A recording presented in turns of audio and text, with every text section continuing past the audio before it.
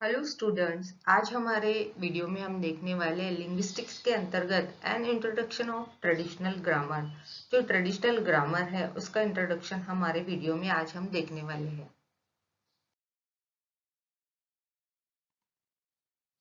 Grammar is the set of rules and govern a language. जो grammar है यह एक रूल का सेट होता है जो लैंग्वेज को गवर्न करता है। लैंग्वेज जो है वो ग्रामर के रूल के सेट पे चलती है। The rules of traditional grammar are in the work of classical Greek and Latin philologists. Its origin can be traced back to the 15th century. अब यह जो ट्रेडिशनल ग्रामर है यह 15th सेंचुरी के बीच में ओरिजिन इसका बताया जाता है। और यह जो ग्रामर है इसका जो वर्क है यह क्लासिकल ग्रीक लैटिन फिलोलॉजिस्ट जो थे, जो भाषा तज्ञ थे, उन्होंने इसके रूल बनाए हैं। Traditional English grammar also known as school grammar. अब इसे स्कूल ग्रामर भी कहा जाता है। Largely based on the principles of Latin grammar, not on current linguistic research in English, it focus on written form. अब यह जो ट्रेडिशनल ग्रामर है इसे स्कूल ग्रामर भी कहा जाता है। यह जो है यह लिंग्विस्टिक्स की जो नई रिसर्च है उस पे बेस्ड नहीं है, तो यह जो पुराने लैटिन ग्रामर के प्रिंसिपल्स है उस पे यह ट्रेडिशनल ग्रामर बेस्ड है जो स्कूल में पढ़ाया जाता है। और यह ज्यादा से ज्यादा रिटर्न फॉर्म पे फोकस करता है। Traditional grammar is the collection of perspective rules and concepts about the structure of language that is commonly taught in school. जो स्कूल में पढ़ाया जाता है लैंग्वेज, उसका जो स्ट्रक्चर होता है उसमें जो रूल्स और कंसेप्ट्स, इसका एक कलेक्शन है ट्रेडिशनल ग्रामर होता है। मतलब स्कूल में पढ़ाई जाने वाली लैंग्वेज जो है यह ट्रेडिशनल ग्रामर के रूल्स और कंसेप्ट्स पे बेस्ड होती है। Traditional grammar was initially based on European language, particularly on Latin and Greek. जो यूरोपियन लैंग्वेज है लैटिन और ग्रीक, उस पे यह ट्रेडिशनल ग्रामर बेस्ड है। अब जब लैटिन और ग्रीक फिलोलॉजिस्ट ने इसकी निर्मित की है तो ज्यादा से ज्यादा यह ग्रामर यूरोपियन लैंग्वेज पे ही बेस्ड होगा। It is the most whispered and elaborate grammar and is widely used in a language teaching. The term pedagogic grammar, इसे pedagogic grammar कहते हैं। pedagogic grammar मतलब जो शिक्षण क्षेत्र से रिलेटेड हो, और यह दुनिया में सबसे ज्यादा बोली जाने वाली और यूज की जाने वाली है, जो लैंग्वेज टीचिंग में यूज किया जाता है, ऐसा ग्रामर है। और एलाबोरेट ग्रामर है जिसमें विस्तृत उसके रूल्स और रचना दी हुई है। इन linguistics traditional grammar is a framework for the description of the structure of language. और हमारे लिंग्विस्टिक्स की दृष्टि से देखें तो ट्रेडिशनल ग्रामर यह एक फ्रेमवर्क है। किस लिए? तो जो लैंग्वेज का स्ट्रक्चर होता है उसका डिस्क्रिप्शन करने के लिए एक फ्रेमवर्क की जरूरत होती है, तो वह यह ट्रेडिशनल ग्रामर है। Traditional grammar commonly use in language education. जो लैंग्वेज की एजुकेशन होती है उसमें ट्रेडिशनल ग्रामर यूज किया जाता है। जैसे स्कूल में जो होती है first language, second language, third language, उस तरह traditional grammars the primary purpose of speaking and writing is to communicate with others. तो यह जो ट्रेडिशनल ग्रामर है इसका प्राइमरी पर्पस क्या है? Speaking and writing is to communicate with other.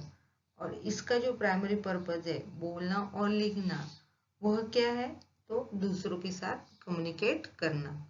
Traditional grammar is simply the commonly accepted method of organising and expressing words and phrases so that intended meaning is easily used in successful communication।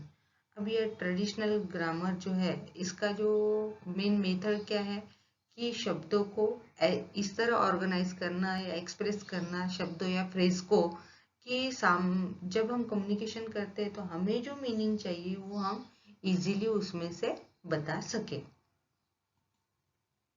As long as accepted grammar rules are followed, the communication can be successful। देखा जाए तो grammar के rule जो accepted grammar जो होता है उसके जो रूल अगर हमने फॉलो किए तो हमारा कम्युनिकेशन जो है सक्सेसफुल होता है। हमें जो कहना है वो सामने वाले तक पहुंच जाता है। However, when the grammar rules are not followed fairly, it can become awkward for the listener to hear the intended message. अब अगर हमने ग्रामर के रूल नहीं फॉलो किए फेयरली, मतलब योग्य तरीके से नहीं फेयर किए, तो जब सामने वाला होता है उस तक हमारा मैसेज पहुंचना, मतलब उसके लिए वो सुनना भी ऑकवर्ड हो जाता है, यानी उसका हमारा जो मैसेज है वो उस तक सही ढंग से नहीं पहुंच पाए. It is perspective in nature, attempting to the lay down rules for speakers of a language. अब यह जो है यह पर्सपेक्टिव इन नेचर है, यानी यह जो ग्रामर है इसका दृष्टिकोण क्या है, ये रूल्स डाल के देता है. जो बोलने वाला होता है स्पीकर्स ऑफ अ लैंग्वेज, उसके लिए रूल इसने डाल के दिए हुए है कि यह वाक्य इसी तरह होना चाहिए. Its grammatical category are merely based on European language and are inadequate in describing other language. अब यह जो है ये यूरोपियन लैंग्वेज पे बेस है, तो अदर लैंग्वेज को वर्णन करने के लिए यह अपूर्ण है, अपूरा पड़ता है. अब यह लैटिन और ग्रीक लैंग्वेज पे बेस है, तो हमारी हिंदुस्तानी जो भाषा है हिंदी या फिर कोई मराठी, तो उसको अगर डिस्क्राइब करना हो तो यह कम पड़ता है. It lacks a theoretical framework and thus fail to account for the nature of language. अब इसमें theoretical framework कम है, lacks है, क्योंकि ये पर्सपेक्टिव है. तो ये जो theoretical framework है इसमें यह कम पड़ जाता है. इसकी वजह से लैंग्वेज का जो नेचर है, लैंग्वेज का जो स्वरूप है, यानी पूरी दुनिया की लैंग्वेज का जो स्वरूप है उसका वर्णन करने में यह फेल होता है. It studies language as they were all alike, not two languages are alike. अब यह स्टडी कैसी है ट्रेडिशनल ग्रामर की, कि सब लैंग्वेज कैसी है, एक जैसी है, पर कोई भी दो लैंग्वेज एक जैसी नहीं होती है. Based on Greek and Latin, models could not consider language changes. It emphasized rules. Traditional grammar governed by strict rules. अब यह जो ट्रेडिशनल ग्रामर है यह लैटिन और ग्रीक मॉडल पे डिपेंडेंट है, तो यह लैंग्वेज चेंज को स्वीकारता नहीं है, कंसिडर नहीं करता. जो पुराने ज़माने से लैंग्वेज है बस वही लैंग्वेज वह कंसिडर करता है, और यह रूल्स को मुख्यत्व देता है. और traditional grammar govern by strict rules, और स्ट्रिक्ट रूल से यह चलता है. It is Fairlie rigid and rooted in the way of the past, और यह फेयरली रिजिड है. रिजिड मतलब कठोर, हम कहेंगे कि यह अपने नियम नहीं बदलता है और पुराने जमाने के रूट पे ही चल रहा है. जॉर्ज हिलॉक्स सेज, अब यह एक तज्ञ है, इन्होंने कहा है study of traditional grammar definition of part of speech, their passing of sentence has no effect on raising the quality of students writing.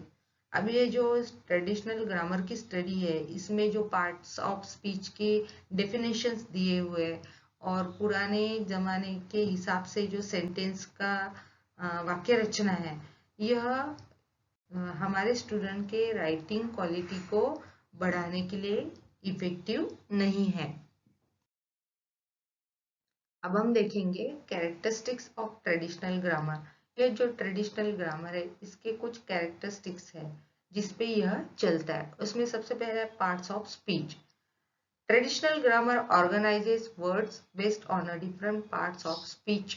Example noun, pronoun, adjective, adverb etcetera. अब यह जो ट्रेडिशनल ग्रामर है यह word को कैसे organise करता है कि ये जो पार्ट्स ऑफ स्पीच के जो डिफरेंट रूल्स होते हैं उस हिसाब से यह वर्ड्स को ऑर्गेनाइज करता है.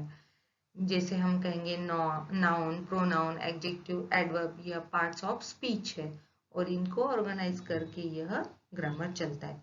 The part of speech are important to identify because they determine how sentence are organise and punctuate. अब ये जो पार्ट्स ऑफ स्पीच है यह हमें पता होना चाहिए. क्यों? क्योंकि जब कोई सेंटेंस होता है वो किस तरह बना है और उसमें पंक्चुएशंस कहाँ लगे, विराम चिन्ह जिसे हम कहेंगे, क्वेश्चन मार्क कहाँ लगा है, एक्सक्लेमेटरी कहाँ लगा है, यह सब जानने के लिए हमें पार्ट्स ऑफ स्पीच पता होना चाहिए. सेकंड है डिक्शन। डिक्शन मतलब कोई भी वर्ड होता है उसको हम जब बोलते हैं या फिर किसी पर्टिकुलर सेंटेंस को बोलने के लिए वर्ड को चूज करते हैं उसे हम डिक्शन कहेंगे। Diction is a proper use और choice of word. There are different words and phrases from different context, so there is no such thing as a universally correct word or phrase। अब यह जो है जो words होते हैं हम choice करते हैं या यूज करते हैं वर्ड्स का, अलग अलग कॉन्टेक्स्ट में अलग अलग तरह के होते हैं। तो हम यह नहीं कह सकते कि यह यूनिवर्सली करेक्ट ही है कि इस सेंटेंस में हमने यह वर्ड यूज किया है। अब थर्ड है इसका कैरेक्टरिस्टिक्स स्टाइल, जिसपे आता है sentence structure. Conventional grammatical rules mandate that a sentence contain both a subject and predicate। अब यह जो सेंटेंस स्ट्रक्चर होता है इसमें होता है सब्जेक्ट और प्रेडिकेट। अब जो ये कन्वेंशनल ग्रामेटिकल रूल्स मतलब ट्रेडिशनल ग्रामेटिकल रूल्स होते हैं, यह जो होते हैं यह बताते हैं कि सेंटेंस में सब्जेक्ट का होना है, प्रेडिकेट कैसे होना है। Subject is a person, place, thing or idea that act in the sentence। अब सेंटेंस में यह सब्जेक्ट क्या है? कोई पर्सन हो सकता है, प्लेस हो सकता है या कुछ थिंग या आइडिया हो सकती है जो सेंटेंस में एक्ट करती है। और a predicate is the verb is the sentence that can appear in the active और पैसिव वॉइस। प्रेडिकेट क्या होता है? जो कुछ प्रेडिकेट उसे कहेंगे stating something about the subject, जो सब्जेक्ट के बारे में कुछ बताता है, जो एक्टिव और पैसिव वॉइस में वहां पे अपीयर होता है। फोर्थ है स्टाइल। स्टाइल में आएंगी spelling. Grammar also required correct spelling. Grammar में करेक्ट स्पेलिंग बहुत जरूरी होता है। Generally words must be spelled correctly according the language use.